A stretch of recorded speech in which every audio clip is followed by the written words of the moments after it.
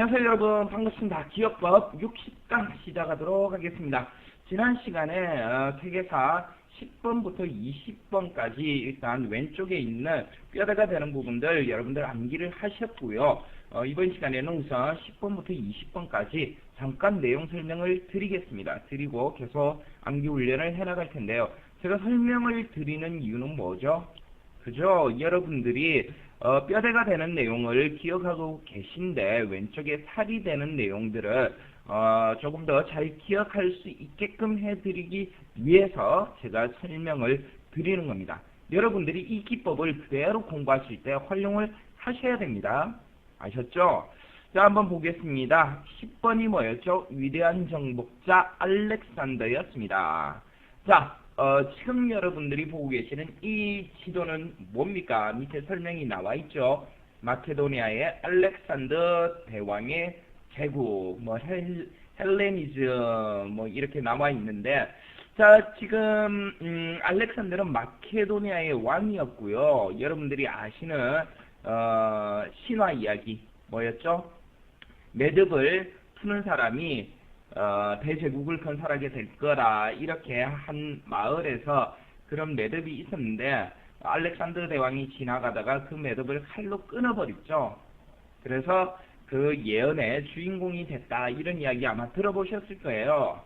자, 알렉산더는 일단 마케도니아의 왕이었습니다. 마케도니아 지역을 한번 보도록 하겠습니다. 제가 별로 표시를 해볼게요. 자, 여기 별로 표시를 했죠. 에페수스 지중해 이 지역에 표시가 잘 안 보이시나요? 그러면 침으로 한번 표시해 보겠습니다. 이 지역이 무슨 지역이었죠? 그리스 지역입니다. 그리스. 원래 그리스였죠. 아래쪽에는 스파르타가 있었고 위쪽에는 아테네가 있었죠. 원래 그리스 지역이었는데 이 그리스가 서방의 전쟁, 그렇죠. 페르시아 전쟁에서 승리를 하고 어떤 일이 있었느냐 하면 일단 아테네가 주위에 여러 도시 국가들로부터 그 조공 비슷한 성격의 돈들을 받게 됩니다. 그래서 나중에 스파르타가 여기에 반발을 하게 되고 스파르타도 어느 그 조직을 형성을 하게 되죠. 필로폰네소스 동맹을 형성을 하게 됩니다. 그래서 나중에 아테네와 스파르타가 전쟁을 벌여요. 그 전쟁에서 스파르타가 승리를 합니다. 그런데 수많은 전쟁 때문에 국력이 약해져 있던 틈을 타서 마케도니아가 도발을 하게 되고 여기서 스파르타는 마케도니아에게 패하게 되고요. 그리스 지역은 전부가 다 마케도니아에게 넘어가게 됩니다. 이때 등장을 한 게 바로 알렉산더 대왕이었습니다. 자, 지금 초기 영역 그리스 지역을 기반으로 해서 알렉산더 대왕이 정복 전쟁을 시작을 하게 되는데요. 한번 지역을 우리가 한번 알아두면 굉장히 좋겠죠. 핀으로 표시할게요. 이 지역 지금 현재 터키가 있는 지역입니다. 터키를 접수하고 그리고 사우디아라비아의 그 위쪽 지방 일부 지역 그리고 이집트의 일부 지역을 점령을 하게 되고요. 더 나아가서 이란이 있는 지역도 점령을 해가고요. 파키스탄 지역도 점령을 해가게 되고 그리고 인더스 강을 넘어서 인도까지 정복 전쟁을 펼쳐 나가서 결국 대제국을 건설을 하게 됩니다. 자, 이렇게 그 알렉산더 대왕이 대제국을 건설하면서 우리가 또 한번 되새겨야 될 가장 중요한 점이 바로 헬레니즘 문화의 탄생입니다.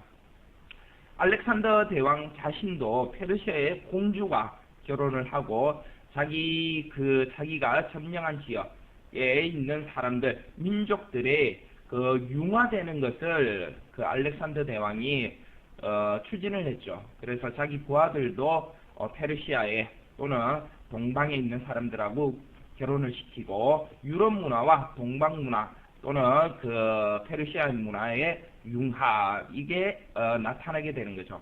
헬레니즘 문화가 꽃피워지게 되는 겁니다. 자, 이 헬레니즘 문화가 나중에 인도로 흘러 들어가서 간다라 미술에 영향을 주게 되죠. 그죠? 자, 그래서 간다라 문화의 경우에 인도에서 발생한 간다라 문화 어디 있죠? 그리스 문화, 그리고 페르시아 문화, 그리고 인도 자체의 문화, 이렇게 융합된 특징을 가지고 있는 그런 문화가 탄생을 하게 되고 우리나라까지 흘러 들어와서 석굴암도 간다라 형식을 빌리고 있더라. 이렇게 여러분들이 이미 알고 계십니다. 자, 한번 눈으로 확인을 해보세요. 알렉산더 대왕의 제국의 범위입니다. 지금 보고 계신 게. 그리고 하나 더. 자, 알렉산더 대왕이 자기가 점령한 지역의 유명한 도시에는 죄송합니다. 알렉산드리아라는 도시명을 붙이게 되죠. 그래서 알렉산드리아라는 도시들이 곳곳에 생겨나게 되더라. 이 정도까지 한번 제가 말씀을 드릴 테니까 한번 머릿속에 담아 주시기 바랍니다. 자, 11번은 뭐였죠? 11번 한니발 알프스를 넘다였습니다. 한니발 알프스를 넘다. 그죠? 확인되셨죠? 12번 내용이 뭐라고 나와 있습니까? 포에니 전쟁 이렇게 나와 있습니다. 포에니 전쟁이 과연 무엇이었을까요? 자, 지금 여러분께서 보고 계신 지도는 바로 포에니 전쟁의 그 지역이 되겠습니다. 포에니 전쟁에 관한 내용이고요. 자, 한번 볼까요? 이 지역 역시 지중해를 중심으로 하고 있죠. 여기 신발같이 생긴 게 이탈리아, 그죠? 그리고 에스파냐가 있습니다. 자, 한번 볼까요? 내용을. 여러분들이 익히 들어오셨던 한니발 장군은 카르타고의 장군이었습니다. 카르타고. 여기 보면 제가 핀으로 표시하고 있는데 카르타고 노바라고 되어 있고요. 그리고 카르타고 여기가 본국입니다. 그래서 이 파란색으로 표시되어 있는 지역이 바로 카르타고의 점령지였어요. 한니발은 카르타고 노바에서 출생을 합니다. 본국에서 출생을 한 게 아니고, 그래서 로마와 1차, 2차, 3차 카르타고와 로마 간의 전쟁이 발생을 하게 되는데 한니발이 활약을 한 것은 제2차 포에니 전쟁이었습니다. 왜 한니발이 이렇게 유명하냐 한번 볼까요? 한니발의 진로를 보도록 하겠습니다. 자, 카르타고 노바에서 출발한 한니발은 이탈리아가 아니죠. 로마가 전혀 예상치도 못하게 알프스 산맥을 넘습니다. 그래서 로마로 진격을 해 들어오게 되는데, 이 알프스 산맥을 넘을 땐, 코끼리도 데려갔었다고 그러고요. 많은 병사들도 데려갔었다고 합니다. 알프스 산맥이 눈으로 덮여 있지 않습니까? 눈으로 덮여 있는데 산맥을 넘으려다가 길이 막혀. 커다란 바위가 있어. 그러면 이렇게 바위를 부쉈다고 합니다. 바위에다가 물을 뿌렸답니다. 그러면 그 물이 얼겠죠. 얼면 그 다음날 오전에 그 바위에다가 불을 피웠답니다. 그러면 꽁꽁 얼어있던 바위가 뜨거운 열을 만나서 순식간에 깨져버리고, 그런 식으로 길을 만들어서 알프스 산맥을 넘어서 로마로 진격을 해 들어가서 수많은 전투에서 한니발이 승리를 하게 되고요. 그런데 여기 나와 있죠. 스키피오라는 로마 장군이 굉장히 훌륭한 전략을 구사를 하게 됩니다. 제가 표시를 해볼게요. 스키피오. 자, 노란색으로 표시를 했죠. 이 스키피오 장군이 그냥 당하고만 있을 수 없어가지고 지금 스키피오 장군이 녹색으로 표시가 되어 있는 이런 지역들로 진격을 하게 되고요. 그리고 중요한 것은 카르타고를 직접 쳐들어가게 됩니다. 카르타고를 2차 포에니 전쟁에서. 그래서 스키피오가 카르타고를 직접 침략해 들어오자 카르타고 본국에서는 한니발을 귀환시키죠. 본국으로. 그래서 한니발은 로마를 완전히 점령하지 못하고 다시 카르타고 본국의 상황이 급박하기 때문에 본국으로 소환이 돼서 와가지고 스키피오와 전쟁을 치르게 되지만 패하게 됩니다. 패하게 되고 도망을 다니면서 한니발은 끝까지 저항을 하지만 결국에 한니발은 전쟁터에서 죽음을 맞게 되죠. 자, 이것이 바로 그 한니발에 대한 이야기입니다. 한니발 알프스를 넘다. 굉장히 큰 사건이었죠. 엄청난 전략이었습니다. 자, 한니발은 나중에 나오는 케이사르 등과 같은 아주 훌륭한 장군의 반열에 올라 있는 그런 멋진 분이라고 하네요. 자, 그 다음 여러분들께서 요 정도만 포에니 전쟁, 2차 전쟁에서 활약한 한니발, 알프스를 넘어서 로마로 진격해 들어간 장군, 이 정도로 기억을 해주시면 되시겠습니다. 자, 12번 뭐였습니까? 12번 만리장성과 분서갱유죠. 12번 만리장성과 분서갱유. 진시황의 중국 통일을 다루고 있습니다. 자, 진시황 한번 볼까요? 진시황의 그림이 있죠. 그림이 있고 진시황릉 병마용갱 여러분들 다 알고 계시죠? 자, 진시황의 어릴 때 이름은 영정이었다고 합니다. 요 위에 표시가 돼 있죠. 영정이었고 영정, 자초, 여부리, 조희 이렇게 나와 있는데 자초는 진나라의 왕 영정의 아버지고 여부리는 자초를 도와서 자초가 왕이 될 수 있도록 물신양면 사람 사업을 한 그 상인이었고요. 나중에 재상이 됩니다마는 조희는 여부리가 자초한테 바쳤다고 하는 여성으로서 영정의 어머니가 됩니다. 자, 이 여부리가 될 상인이 사람 사업을 한 게 굉장히 중요했어요. 자초가 당시에 조나라의 볼모로서 잡혀가 있는 왕족이었는데 여부리가 이 볼품없는 볼모로 잡혀있는 자초를 굉장히 많이 도와주게 되죠. 자기의 애첩인 조희까지 자초한테 주게 됩니다. 그래서 나중에 자초가 진나라의 왕이 되고요. 영정이 자초가 얼마 되지 않아 죽고 나서 영정이 왕위를 이어받게 되죠. 그래서 이 영정이 전국을 통일을 하게 됩니다. 그게 바로 진시황제가 되는 겁니다. 자, 영정이 가장 먼저 공격했던 나라가 조나라고 그럽니다. 왜 그러냐 하면은 조나라에 어떤 소문이 퍼져 있었느냐 하면 여부리가 영정의 친아버지고 이 영정을 조희가 되고 있는 상태에서 여부리가 조희를 자초한테 바쳤다. 이런 소문이 퍼져 있었어요. 근데 실제로 조금 사실을 갖다가 접근해 보면 여부리가 영정의 친아버지일 가능성이 굉장히 낮다고 그럽니다. 안 좋은 소문이 그렇게 퍼뜨려 있었는데 그 안 좋은 소문이 가장 많이 퍼져 있었던 나라가 조나라여서 영정이 조나라를 가장 먼저 멸망시켰다. 이런 이야기가 전해지고 있습니다.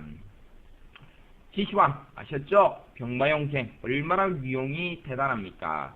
자, 만리장성 한번 볼까요? 만리장성을 지은 것은 북쪽에 있는 흉노족을 대비하기 위해서 만리장성을 착공을 시작을 했고요. 만리장성이 완성이 된 것은 명나라 때 완성이 됐다고 합니다. 이 정도 기억을 해주시기 바랍니다. 만리장성은 흉노족을 대비하기 위해서 축성이 됐고 명나라 때 완성이 됐더라. 자, 그리고 분서갱유가 있는데요. 분서갱유, 색을 태워버리고 갱유, 유생들을 묻어버렸다. 이런 이야기죠. 어떻게 해서 일어났습니까? 분서갱유. 내용이 굉장히 길지만 짧게 말씀을 드려보겠습니다. 진시황이 각국에 파견한 불로초 사업단이 있었죠. 그죠? 소녀와 소년 50명의 한 팀으로 각 나라의 불로초를 구하기 위해서 보낸 이 사업에 막대한 자금이 투입이 됐다고 그럽니다. 그런데 그때 2명의 유생들이 이런 파견 사업에 들어가는 막대한 자금을 담당을 했다 그래요. 그런데 어느 날 이 두 명의 유생들이 그 막대한 자금을 가지고 도망을 치면서 진시황을 비웃는 글을 남기게 됩니다. 그래서 진시황이 굉장히 경노하게 되고 유생들을 다 잡아 죽이라, 그리고 책 따위는 불태워 버려라 명령을 내려가지고 그때 춘추전국 시대 때 내려오는 여러 가지 그 저서들은 불태워지게 되고요. 그리고 유생들은 산채로 땅에 파묻히게 됩니다. 이게 바로 분서갱유의 내용이 되겠습니다. 자, 넘어가겠습니다. 13번 뭐였죠? 유라시아를 이은 비단길. 한번 볼까요? 자, 내용을 한번 봅시다. 비단길, 실크로드죠. 장건, 중국의 장건이 나오고요. 한나라 때 장건입니다. 그 다음에 월지국이라는 개념이 등장하고, 그 다음에 대환이라는 개념이 등장하고요. 그리고 또다시 흉노족이 등장을 하게 됩니다. 자, 한나라 때 중국 한나라 때 흉노족은 굉장히 큰 세력이었어요. 중국이 감히 어쩔 수가 없었 했던 그러한 강국이었습니다. 흉노족들은. 그래서 심지어 어떻게 했느냐면 한나라의 유방은 자기 공주를 흉노족에게 시집 보내기도 했습니다. 그만큼 강했어요. 흉노족이. 자, 이때 한나라 유방은 흉노족을 어떻게 좀 전쟁을 해서 몰아내야 되겠는데 중국 힘만으로는 조금 어렵다고 느껴가지고 당시에 월지국에 동맹을 요청하게 됩니다. 동맹을 요청하고자 계획을 잡게 되고, 이 월지국에 동맹을 요청하기 위해서 파견된 게 바로 한나라의 장건이었죠. 장건은 이제 중국에서 파견이 돼가지고 월지국을 찾아 나서게 됩니다. 그러다가 흉노족에게 잡혀가지고 10년 동안 흉노족으로 살게 되죠. 흉노족 여자와 결혼을 하게 되고요. 그러다가 10년 뒤에 기회를 봐서 다시 탈출을 해가지고 월지국을 찾아 나섭니다. 월지국 지금 카자흐스탄이라고 되어 있죠. 이 지역입니다. 이 지역. 이 지역에 월지국이 있었대요. 그래서 그 고생하면서 월지국까지 찾아갔었고요. 장건은. 월지국에게 동맹을 요청했지만 월지국은 필요성을 못 느껴서 동맹을 거절하게 되고요. 그래서 다시 중국으로 장건은 돌아오게 되죠. 돌아오게 되면서 또다시 흉노족에게 한 번 더 잡히게 됩니다. 그런데 이때는 3년 만에 탈출을 해서 중국으로 귀향을 하게 됩니다. 그래서 중국에 들어와서 왕에게 보고를 하기를, 자, 그 월지국으로 가는데 대환이라고 하는 나라가 있더라. 대환이라고 하는 나라가 지금은 키르기즈스탄 이쪽 지역을 이야기하는 겁니다. 월지국으로 가는 길에 이 키르기즈스탄 지역을 지나갔던 거죠. 가는 길에 그 포도주도 정말 맛있고, 대환이라는 국가에, 그리고 한열마, 하루에 천리를 다니면서 땀으로 피를 흘리는 그런 멋진 말들도 있는 곳이 있더라. 정말로 별천지가 있는 곳이더라. 그런 이야기를 전하게 되고요. 결국 그 한나라에서는 이렇게 장건이 왔다 갔다 한 길을 따라서 교역로를 뚫게 됩니다. 그래서 이루어지게 된 게 바로 비단길이 되는 거죠. 실크로드. 갈 때는 북쪽으로 갔다가 올 때는 남쪽으로 돌아서 내려온 이 길이 바로 실크로드의 그 중요한 맥이 되는 거고요. 장건은 이 머나먼 길을 평생 동안 4번 왕복을 했다 그럽니다. 굉장히 멋지죠. 평생을 이렇게 먼 길을 자기가 스스로 개척을 하면서 나아갔다. 그래서 이제 이 실크로드가 우리 그 나라까지 연결이 되는 거고, 유럽까지 실크로드의 길은 이어지게 됩니다. 그래서 여러분들이 기억해 주실 거는 월지국 이야기, 대환 이야기 이런 것도 좋겠습니다만은 처음에는 북쪽으로 갔다가 나중에는 아래쪽으로 해서 중국으로 돌아오는 이 그 왕복 코스, 이 정도 기억을 해봐 주시기 바랍니다. 14번 뭐였습니까? 14번. 로마 제국을 뒤흔든 노예들, 스파르타쿠스의 봉기, 이렇게 돼 있죠. 스파르타쿠스는 어느 한 나라의 왕자였다고 합니다. 왕자인데 로마에게 점령을 당하게 되죠. 그래서 포로로 로마에 끌려가게 되고요. 그리고 검투사로서 훈련을 받고 검투사로서의 삶을 살아가는 노예가 됩니다. 그러다가 이런 노예 제도에 불만을 품게 된 노예들이 약 70명 정도가 함께 탈출을 하게 되고요. 이렇게 탈출을 해가지고 수만 명의 최소 5만 명 이상의 인원들이 동참을 하게 된다고 합니다. 그래서 거의 로마를 휩쓸다시피 했다고 해요. 로마를 휩쓸다시피 하고 다시 북쪽으로 진격을 해가는 와중에 결국 스파르타쿠스의 이 봉기는 로마를 뒤흔들고 로마를 뒤집을 수도 있었지만 안타깝게도 실패한 원인이 뭐냐면 스파르타쿠스 자체가 왕이 되고자 하는 의사가 없었답니다. 저항의 의사는 있었는데 왕이 되려고 하는 의사가 없었다. 그래서 조직이 약했다고 그래요. 만약에 스파르타쿠스가 로마를 완전히 뒤엎고 왕이 되고자 하는 생각만 있었다고 해도 스파르타쿠스는 로마를 무너뜨리고 왕이 되었을 거라고 지금 역사학자들이 이야기를 하고 있습니다. 안타깝게도 이 스파르타쿠스는 결국 밑에 있던 같이 모였던 노예로 있던 그러한 세력들도 자기의 고향으로 빨리 돌아가고 싶은 마음, 어떠한 전투를 하기보다는 빨리 고향으로 돌아가서 행복한 삶을 살고 싶어하는 이런 부류들이 굉장히 많았기 때문에 결국 로마를 뒤엎지는 못하고요. 카이사르, 여기 지금 나오는 카이사르, 크라수스, 폼페이우스가 나오는데 이 크라수스가 파견한 병사들과의 전투에서 패하게 됩니다.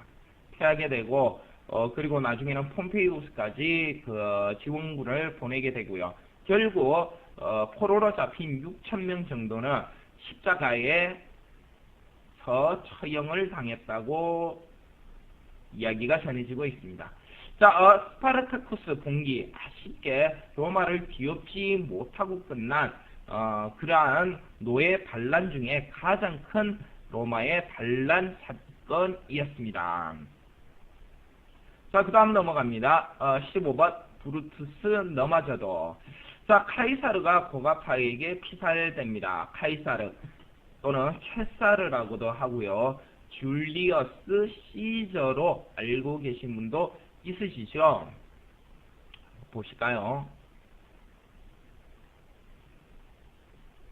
자, 지금 보고 계신 카이사르의 동상입니다. 로마의 삼두정치, 첫 번째 삼두정치의 인물이 이렇게 언급이 됩니다. 폼페이우스, 크라수스, 카이사르 이렇게 언급이 되고요. 자, 크라수스와 폼페이우스는 조금 전에 제가 스파르타쿠스의 봉기를 진압한 그런 장군들로 소개를 해드렸고요. 카이사르 또한 로마에서 굉장히 인기가 많았던 정치인이었다고 합니다. 제일 인기가 많았다고 해요. 그래서 이 폼페이우스와 크라수스, 카이사르 세 명이 삼두정치를 쭉 연이어 가다가 크라수스가 전쟁에 참여했다가 사망을 하게 되고요. 그리고 카이사르도 전쟁을 나가게 됩니다. 나가게 되는데 폼페이우스가 이때 카이사르를 제거할 계획을 세우게 되죠. 그래서 카이사르는 밀정으로부터 폼페이우스가 카이사르를 제거할 작전을 세우고 있다는 이야기를 전해 듣게 됩니다. 카이사르는 결정을 하게 되죠. 아, 내가 전쟁터에 갔다가 전쟁을 하다가 다시 로마로 귀국했을 때 폼페이우스가 쳐들어오면 나는 전쟁에서 패하고 목숨을 잃을 수밖에 없겠구나. 그럴 바에야 다시 로마로 진격을 해 들어가서 폼페이우스를 제거해버리자. 이렇게 계획을 세우고 다시 로마로 진격을 해 들어오게 됩니다. 그러면서 카이사르가 남긴 유명한 말이 있죠. 주사위는 던져졌다. 이 말을 남기고 로마로 진격해서 폼페이우스와 치열한 전쟁을 치르고 결국 폼페이우스를 제거를 하게 되고요. 카이사르가 단독으로 삼두정치는 끝나게 되고 카이사르가 단독으로 막대한 권력을 손에 쥐게 됩니다. 그런데 이제 이렇게 1인 독재를 반대하던 공화파들이 있었죠. 원로원을 중심으로 한 공화파들이 카이사르의 독재에 반대를 해서 카이사르를 제거할 계획을 세우게 되죠. 원로원에서 회의가 있다고 카이사르를 부르게 됩니다. 사건이 있었던 날. 그래서 카이사르는 그 원로원으로 가는데 무장을 하지는 않죠. 원로원에 회의를 하러 가는 거니까. 그런데 이제 그 원로원 내에서 숨어있던 공화파 23명의 공화파들에게 단체로 23방의 당금에 찔리게 됩니다. 그때 추측이 돼 있었던 사람이 바로 브루투스였습니다. 브루투스. 카이사르는 브루투스를 아들처럼 아꼈다고 합니다. 아들처럼. 그래서 원전에 보면 아들아 넘어져도 이렇게 표현이 되어 있다고 하죠. 어떤 책에는. 자, 자기가 브루투스를 제거를 하지 않고 등용을 하려고 했는데 결국 그렇게 아꼈던 브루투스에게 카이사르는 죽임을 당하게 됩니다. 자, 그 다음 내용이 뭐죠? 예수 십자가에 못 박히다. 그리스도교의 성리. 자, 이 내용은 여러분들 익히 잘 아실 거니까 별다른 설명 없이 넘어가겠습니다. 17번. 모든 길은 로마로. 로마 제국의 영토가 기원 후 100년경에 최대 영토가 됩니다. 한번 볼까요? 자, 이 그림은 지금 카이사르가 공화파에게 그 피살당하는 그 장면입니다. 그림으로 그려뒀죠. 자, 지금 보고 계신 게 로마 제국의 최대 전성기 때 영역입니다. 그리고 중간에 있는 이 선은 나중에 다루어지게 되는데 오른쪽은 동로마고요. 선이 잘 안 어떤 선인지 모르시겠다고요? 제가 한번 표시를 해보겠습니다. 자, 지금 제가 표시한 이 선을 기준으로 오른쪽은 동로마, 왼쪽은 서로마 지역이 됩니다. 자, 이탈리아 반도는 지금 왼쪽에 있죠. 서로마에 속해 있고요. 그리스 지역은 동로마에 속해 있고요. 그죠? 요 정도 기억을 해주시고요. 영토가 굉장히 어디까지 먹었는지 한번 봅시다. 에스파냐, 포르투갈. 핀으로 표시를 해볼까요? 자, 포르투갈 지역, 에스파냐 지역, 프랑스 지역, 그리고 영국. 그죠? 이탈리아. 야, 뭐야? 이집트, 리비아, 누미디아. 그죠? 루미디아 이 지역까지 표시가 되어 있고, 터키 지역도 있고요. 사우디아라비아 지역도 있고요. 그리스 지역도 있고요.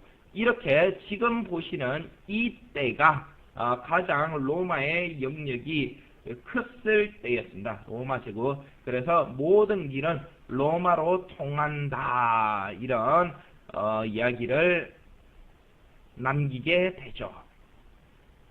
자, 좋습니다. 넘어가도록 하겠습니다. 자, 18번. 조조 적벽에서 무너지다. 여러분들 너무 잘 아시는 적벽대전이 나오게 되겠습니다. 중국 삼국시대가 시작이 되게 되고요. 삼국시대가 시작이 되면서 나라가 3개가 생기게 됐죠. 위나라, 청나라, 오나라가 생기게 됩니다. 자, 중국 지도 보고 계십니다. 위초고, 위가 위나라는 조조가 세운 나라고요. 청나라는 여러분들이 잘 아는 유비, 그 다음에 손권의 오나라. 이렇게 중국을 3분하고 있었죠. 3분하고 있었는데 여기 나와 있는 적벽대전에서 조조가 크게 패하게 됩니다. 여러분들이 익히 잘 아실 거니까 적벽대전에 대해서는 별로 말씀을 안 드리고요. 결국 이 위초고 삼국이 누가 통일을 하게 되죠? 여기서 통일을 한 나라는 없죠. 그죠? 나중에 이 위나라가 사마씨 일가에 의해서 위나라가 없어지고 진나라가 세워지게 되고요. 이 진나라가 총나라를 멸망을 시키고 그 다음에 오나라를 멸망을 시키면서 다시 진나라가 중국을 통일을 하게 됩니다. 앞에 나왔던 진나라하고 지금 말씀드린 진나라하고는 한자가 달라요. 다른 나라라는 말씀입니다. 아셨죠? 그래서 위초고 세 나라 중에는 삼국을 통일한 나라가 결국에는 없었더라. 이렇게 되겠죠. 물론 그 사마일가는 위나라에 속했던 그 장수들이었죠. 자, 석백대장 잘 아실 거니까 넘어가겠습니다. 19번 게르만 서로마 제국을 무너뜨리다. 서로마 제국의 멸망 476년 오도 아케르라는 게르만 장군, 용병 장군에 의해서 서로마 제국이 멸망을 하게 됩니다.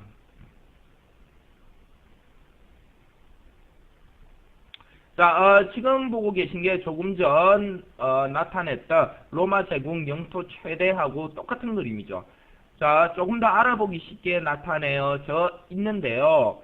왼쪽에 자주색으로 표시가 된 게 동로마고 오른쪽이 서로마. 동로마는 형님이 물려받은 로마, 왼쪽은 동생이 물려받은 로마가 이렇게 이루어져 있었는데 이 서로마에 있던 황제가 용병대장 오도 아케르에 의해서 제거되게 되고요.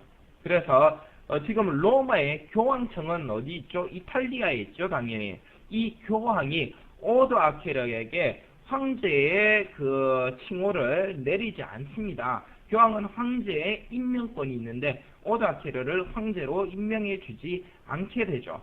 결국 오도 아케르는 동로마와의 전쟁에서 패해서 죽임을 당하게 됩니다만은 오도 아케르가 서로마의 황제를 폐위시키고 로마의 교황이 황제를 임명하지 않았기 때문에 황제가 없었어요. 황제가 없어졌다. 이 개념으로 서로마 제국이 멸망을 했다. 이렇게 이야기를 하는데 실제로 황제는 죽었다고 해도 그 지배 체제는 그대로 지속이 됐겠죠. 황제만 없다는 것 뿐이었겠죠. 그렇게 이해를 해 주시기 바랍니다. 자, 그렇게 해서 명목상 서로마 제국은 없어지고요. 황제가 사라졌기 때문에 동로마 제국은 이후에도 1000년까지 지속이 되게 됩니다. 그래서 동로마 제국이 1000년간 지속되면서 또 나타나는 문화가 있죠. 비잔틴 문화입니다. 많이 들어보셨죠? 비잔틴 문화, 동로마 제국이 피운 문화가 되겠습니다. 자, 넘어가겠습니다. 20번 수양제 대운하를 건설을 하더라. 수양제가 즉위를 하더라. 대운하를 건설했다는 말은 무엇이냐 하면 자, 위에 파란색으로 보이는 게 여러분이 잘 아시는 황하강입니다. 황하. 그 다음에 아래쪽에 붉은색으로 표시가 되어 있는 게 양자강입니다. 이 황하와 양자강의 사이에 있는 수많은 물줄기들을 연결을 합니다. 그래서 황하와 양자강을 연결하는 대운하를 건설을 하게 되죠. 수나라의 양제가. 자, 수나라 양제는 그 고구려를 침공을 합니다. 1차, 2차, 3차 침공을 하게 되죠. 2차 침공 때 우리나라의 장군 누구? 을지문덕 장군이 30만 대군을 살수에서 물리치는 그런 역사 여러분들 잘 알고 계시죠? 그 당사자가 바로 수나라 양제가 되겠습니다. 양제는 이 고구려 침략에 의해서 결국 실패를 하고요. 그 실패가 원인이 되어서 수나라는 금방 멸망해버리게 되죠. 수나라를 이어서 당나라가 등장을 하게 됩니다. 자, 이렇게 해서 여러분들 10번부터 20번까지 제가 간단하게 설명을 드렸고요. 여러분들이 꼭 해주실 것은 무엇이냐면은 오른쪽에 있는 이 살이 되는 내용들 있죠. 10번은 알렉산더 동방원정 제가 말씀드렸죠. 자, 기억나는 내용 제가 질문해 보겠습니다. 어떤 내용 기억나세요? 알렉산더 동방원정. 알렉산더가 어느 지역까지? 저 동쪽으로 해서 인더스강을 넘어서까지, 그죠? 점령을 해 나가죠. 그리고 알렉산더 대왕은 어느 나라의 왕? 마케도니아의 왕이었죠. 어떤 문화를 꽃피우게 되죠? 동서 문화가 융합된 헬레니즘 문화. 이 헬레니즘 문화가 인도까지 오면 간다란 문화의 문화에 영향을 주게 되더라. 그 정도까지 말씀을 드렸고요. 포에니 전쟁, 한니발 알프스를 넘은 포에니 전쟁은 제2차 포에니 전쟁입니다. 알프스를 넘어서 로마로 진격을 해들어가지고 굉장히 오랫동안 로마를 괴롭혔습니다. 조금만 더 군사들이 보충이 되고 있으면 한니발은 충분히 로마를 집어삼킬 수가 있었습니다. 안타깝게도 그렇게 하지 못했죠. 본국 카르타고가 공격을 받아서 다시 카르타고로 소환이 돼가지고 들어가서 전쟁터에서 죽음을 당하게 됩니다. 12번 진시황 중국 통일. 진시황 말씀드렸죠. 중국을 통일하고 진시황이 분서경유도 일으키고요. 진시황의 업적도 대단하죠. 진시황의 가장 큰 업적은 도량형을 통일을 하고요. 그리고 한자들을 통일을 했다. 문자들을 통일을 하고 도량형을 통일한 거, 이게 중국의 문화 발달에 굉장히 큰 공헌이었다고 해요. 지금 평가에 의하면. 자, 그 다음 13번 한나라 장건 비단길을 개척해 나갈 때 위쪽으로, 처음에 북쪽으로 갔다가 그 다음에 아래쪽으로 돌아오는 이런 비단길의 주 루트를 장건이 평생을 걸려서 만들게 됩니다. 14번 스파르타쿠스의 봉기. 스파르타쿠스 한나라의 왕자였다가 로마에 잡혀가지고 검투사가 되고요. 다시 도망 나와서 로마를 완벽하게 뒤흔들었죠. 자기가 욕심만 있다고 하면 로마의 황제가 될 수 있었습니다. 안타깝게 그렇게 하지 못했죠. 15번 케사르, 줄리어스 시저, 이렇게 불려지고 있죠. 공화파에게 피살을 당하다. 원로원으로 가다가 숨어있던 공화당 23명에게 23방에 칼에 찔려서 불쌍한 죽음을 당하게 되는데, 아들같이 아꼈던 브루투스가 그 앞잡이였더라. 역사의 아이러니가 되겠더라. 16번 크리스토교가 성립을 했고요. 17번 로마 제국의 영토가 최대가 되었습니다. 기원 후 100년경 로마 제국의 영토 최대가 됐고요. 18번 중국 삼국시대가 시작이 되면서 조조의 위나라, 유비의 총나라, 송건의 오나라가 있고 적백대전 익히 잘 아실 거고요. 자, 19번 서로마 제국이 용병대장이었던, 자기 나라에 돈을 받고 나라를 지켜주던 용병대장이었던 오드 아테르에 의해서 황제가 죽임을 당하면서 명목상 서로마 제국은 사라지게 되더라. 20번 양제가 수나라 두 번째 왕으로 즉위를 해가지고 대운하를, 황화와 양자강을 잇는 대운하를 건설을 해두고 우리 고구려를 1차, 2차, 3차 침공을 하면서 다 실패를 해서 국력 약화에 의해서 결국 수양제가 자기 부하한테 죽임을 당합니다. 자기 부하한테. 자, 이 내용까지 했습니다.